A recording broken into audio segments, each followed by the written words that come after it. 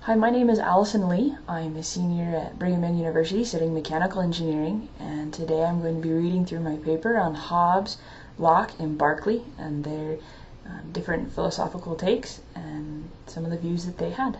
Hope you enjoy.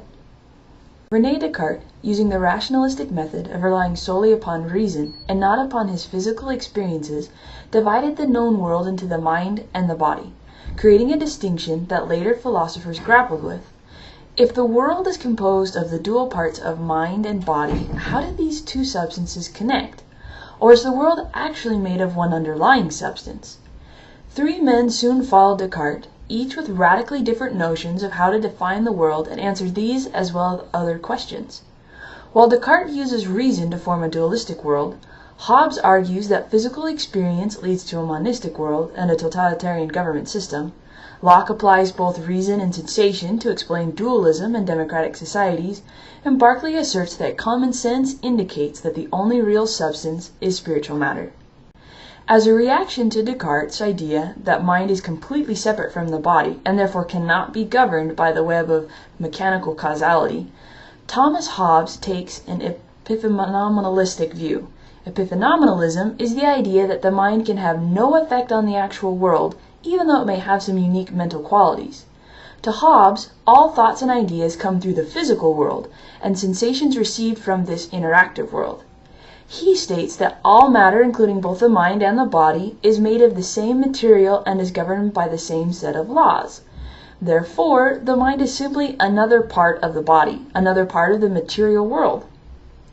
Hobbes' monistic view of the world created many interesting discussions, but I will discuss two main aspects. For more information on Hobbes and a basic introduction on his theories, see the link below for a short video by an Oxford professor. We will first look into Hobbes' understanding of God, and then examine how his ideas of natural law apply to the human mind.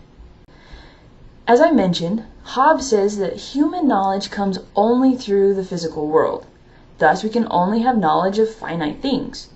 For Hobbes and his contemporaries, as well as for many religions in today's world, God is both infinite and perfect. If our knowledge can only come through actual experience, then according to Hobbes, we can never have knowledge of God, since we will never experience infinity or perfection. Hobbes claims that we use phrases such as God is love or God is all-powerful to honor God, because our language could never truly describe him. As imperfect, finite beings living in an imperfect and finite world, we can only speculate about God and never actually come to a knowledge of him. Descartes has similar views, as he believes that finite people can never create the idea of an infinite God. However, Descartes uses reason to arrive at abstract conclusions, while Hobbes firmly stays with his more materialistic views. To read more of Hobbes' views on God, see the link below. The other important aspect of Hobbes' claim that the same laws govern the mind and body is the idea that the mind needs to be in motion, just as the natural world is always moving. Hobbes claims that the motion inside of us is our desires. We are being pushed forward by our desires until another desire comes along and pushes us another direction. However, one person's desires are not the same as another's. A good is something that a person desires, and evil is what a person wants to avoid. These goods and evils are both relative to each person, and Hobbes says that everyone is always seeking to further his personal good and will do whatever is necessary to reach that. This system that Hobbes describes leads to the unsettling notion of a vicious world void of peace and security. To prevent such a world, it is necessary to create a government with supreme sovereignty, which is run by one person who decides what is morally right and wrong. Only through this tyrannical system can desires be controlled and the vicious world be turned to peace. However, Hobbes' view of the world is one that many believe is taken to the extreme, and perhaps the world is not as dreary as Hobbes depicts. One philosopher who disagrees with Hobbes' monistic tyrannical world is John Locke. He argues that the natural world is not nearly as dark and cynical, and all we must do is rely on our reason and the natural law to find our common sense of justice. In order to defend his theories of a better world, Locke uses empiricism to show that the world is dualistic in nature. According to Locke, a person gains knowledge through experiences of both sensation and reflection. This is in stark contrast to Descartes' dualistic view that knowledge is gained solely through reason. Locke does not go so far as to say that humans can understand all things. Instead, he says that humans simply have the idea of a substance. The use of the senses provides an idea of what is in the world, but no one can actually know what the world is. Thus, a person can describe the world around him only subjectively. However, all people will come to the same conclusions about certain things. One of these things is what is morally right or wrong. Locke says that there is no innate or inborn knowledge, as all knowledge can only be gained through experience. However, after some experience and through reflection, we will all come to an agreement as to what is right and wrong. In fact, a person has the right to stop someone else from doing something that is wrong or unjust. However, this can sometimes be taken too far. For example, I may overly punish someone who has injured one of my friends or family members.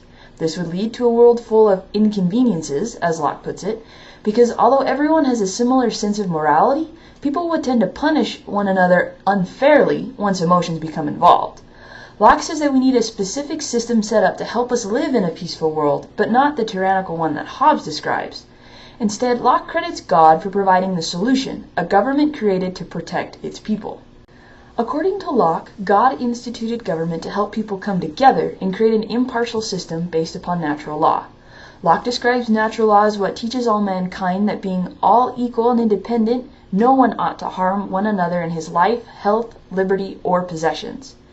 Starting with this basis of natural or inherent law, a government system can be created using what Locke calls a social contract. This contract is one that people make with one another in which they turn their rights of punishment over to the government, but maintain their individual rights of life, liberty, and possessions. It is then the responsibility of the government to protect its citizens by punishing those who break the law. Thus, the government does not use laws created by those in power, but everyone will use reason and experience to come together and establish a legal system that is of the people, by the people, and for the people. Locke's writings influenced many governments, especially that of the United States of America and its Constitution. For different videos and papers on how Locke's influence can be seen in different government systems, see the links at the bottom of the page. Thus, Locke challenges Hobbes' tyrannical system as well as Descartes' exclusion of physical sensation, and envisions a dualistic world where all men are created equal. Although many supported Locke's idea of dualism, George Berkeley disagrees with Locke's theory that people cannot truly know what substance is. Berkeley argues that the natural world is much easier to understand than previous philosophers described. Berkeley believes that the complicated abstract ideas of Descartes, Hobbes, and Locke actually create more problems instead of solving them, as well as create ample room for atheism. Berkeley argues that the best place to begin in understanding the natural world and the mind-body problem is with common sense. He rejects that there is anything under the surface of the substance that humans interact with. He states that things exist independently of human perception and that all things actually have the qualities they seem to have. More information on Berkeley's view of the mind-body problem can be found in the link below. Such an acceptance of the natural world is in direct contrast with Descartes' original skepticism of the nature of reality. Also, this contends with Locke's views that no one can actually know what something is. Berkeley continues with his ideas to prove that reality actually exists only with spiritual matter and the ideas a spirit has. To continue his theory that all matter is actually spiritual, Berkeley argues that the sensations that a person feels are passive. No one can change what he feels through his senses. Also, the ideas of a person cannot cause another idea. The only thing with causal power is will, or thinking. But then, who can perceive or think? Berkeley says that only spirits can do this. Berkeley is an immaterialist, meaning he rejects the existence of all physical matter and claims that God projects the physical world around us. We are defined by our spirits, not our physical bodies, and as such, we cannot interact with the things around us in a physical way. God provides the necessary link between each person and makes it possible to perceive other people and other substances. To read more about Berkeley's immaterialism, see the link below.